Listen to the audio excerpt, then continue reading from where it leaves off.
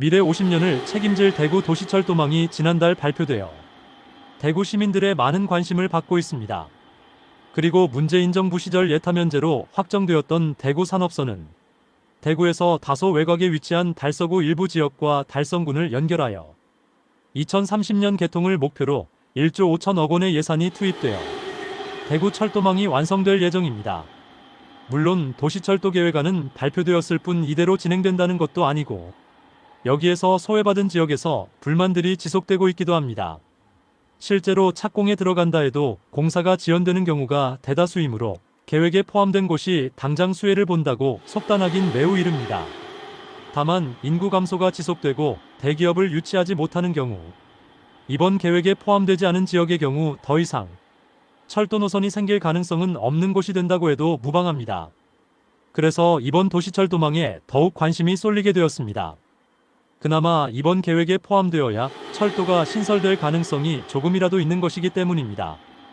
이번 계획안에 대한 반응으로 일부는 교통오지라 불릴 정도로 철도 노선이 거의 없는 서구가 서대구역으로 인해 조금 혜택을 보게 되었다는 반응도 있고, 수성구에만 너무 철도 노선 계획이 집중되는 것이 아니냐는 의견도 있습니다.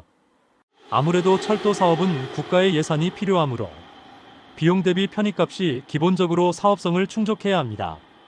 1, 2, 3호선을 모두 연장하고 5, 6호선을 새롭게 구축하자는 결과가 나왔는데, 이대로 진행될 경우 가장 혜택을 보는 곳은 어디이며 어떤 아파트일지도 살펴보며 철도 노선에 대한 자세한 내용 안내해 드리도록 하겠습니다. 본격적으로 알아보기에 앞서 구독과 좋아요는 영상을 제작하는 데 큰 힘이 됩니다. 대구시가 공개한 대구시 도시철도망 구축계획안의 비전은 미래 도시공간 구조에 대응하는 완결성 있는 도시철도망 구축이었습니다. 지역 여건, 교통 현황, 수요 분석을 통한 대안 검토 및 최적 노선이 도출했다는 것이 대구시는 설명하였습니다. 우선 가장 큰 사업인 대구 도심 순환선 5호선을 살펴보겠습니다. 기존 순환선이라 불리던 철도 노선은 대구 3차 순환도로를 따라 트램으로 건설하자는 의견이 많았으나 이번에 대거 변경되었습니다. 5호선을 4개의 축으로 보면 서대구역, 두류공원, 제2작전사령부, K2 후적지로 구성됐습니다. 5호선의 특징은 대구의 6개 구를 경유하고 서대구역 및 K2 후적지 등의 개발이 고려된 노선입니다. 도로여건 및 노선 선형, 서대구 공단과 신평리 사유지 및 주택 밀집지 하부 통과가 고려됐습니다. 총 연장 33.9km로 차량 시스템은 AGT 방식입니다. 현재 대구도시철도 3호선은 하나의 선로로 운영되는 모노레일이지만 AGT 방식은 양쪽 선로를 모두 사용하여 일반 열차와 비슷합니다. 현재 4호선인 수성구민운동장역에서 이시아폴리스까지 이어지는 노선에 지어지는 방식과 동일합니다. 아무래도 AGT 방식이 비용 측면에서 유리하기 때문에 비용 편익값을 충족하기 위해서는 AGT 방식을 선택할 수밖에 없는 처지입니다. 5호선의 2035년 예측 수요는 하루 평균 10만 5천여 명이다. 노선도를 보면 5호선은 그동안 교통에 소외됐던 서구 지역이 서대구역을 경유하면서 대거 포함된 모습입니다. 염색산단에서 서대구역, 서대구산업단지, 신평리내 거리를 거쳐 도시철도 2호선 두류역과 연결됩니다. 서대구역사와의 접근성을 높이는 데에 중점을 둔 모습이고, 현재 서대구역 이용률이 매우 낮은 상황이므로 이를 개선시키기 위한 방안으로 보여집니다. 두류역을 지나서는 대구가톨릭대학교병원을 지나 남부경찰서가 있는 현충로를 거쳐 수성구 황금내거리로 이어집니다. 이후에는 무악산 일대, 만촌역, 제2작전사령부를 거치고 동구방촌역과 K2 우적지, 북구 엑스코, 만평역, 삼공단, 염색산단과 연결된다. 순환선이 이전 계획보다 크게 확장된 것은 서대구역 개통, 군부대 후적지, K2 후적지 등 개발 계획에 따른 변화될 도시구조와의 연계가 고려된 결과물입니다. 또 차량 시스템을 트램에서 AGT로 변경한 이유는 앞서 말씀드렸다시피 경제성 측면 때문입니다. 과거 대구시는 경제성 확보를 위해 트램으로 추진했지만 교통량이 많고 기반시설이 확립된 대도시에서는 트램이 불리하다는 판단입니다. 타 도시의 트램 건설 사례에서도 실제 사업비가 구조물 보강, 지하매 설물 이설 비용 증가 등으로 사업비보다 과다하게 증가했다. 결국 대구시는 비용이 저렴하고 국내 기술로 상용화돼 전국 도시철도에서 보편적으로 활용되는 AGT 시스템을 최적의 대안으로 판단했습니다. 그리고 수성구와 달성군을 잇는 6호선 기존 수성 남부선 또한 약간의 노선 변화가 있었습니다. 6호선은 대구은행역에서 출발해 수성못, 파동-IC, 달성군 가창면 스파밸리로 이어지는 9.3km의 노선입니다.